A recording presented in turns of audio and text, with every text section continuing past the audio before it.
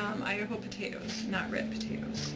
You have to peel them and you rice them twice, and then you end up with, this recipe calls for 3½ cups of potatoes and then 1½ cups of flour.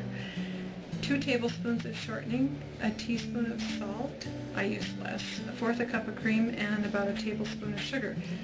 So you rice the potatoes twice to get all the lumps out, and then you add the shortening while they're still hot, and then you add, they're supposed to cool, but by the time you get that done, they're cool. So then you add the rest of the ingredients. This is looking about done. Norwegian Lefse made mostly with potatoes. I guess some people actually make it with a lot of flour.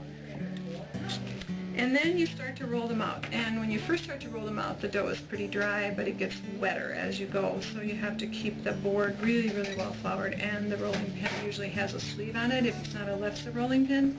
And you roll them out very carefully. There is one thing about rolling them out that, with having taught both Louise and now Sarah, that you can't roll them like pie crust. You have to roll them with a really light pin. You hold the rolling pin up high, you know, and roll them in all different directions gently, otherwise they stick immediately, which is, you lay the rolling pin on there and roll like a pie crust and it's a mess. You have to do it with a light hand, all different directions gently. You don't go back and forth.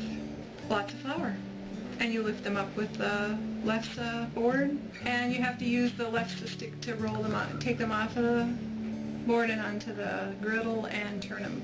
When they bubble up on the one side, the grill's at 375.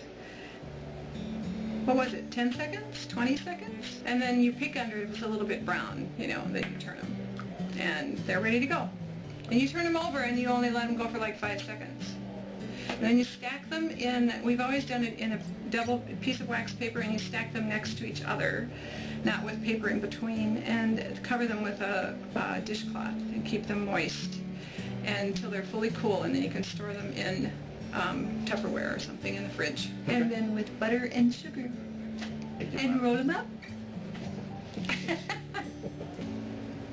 That's it.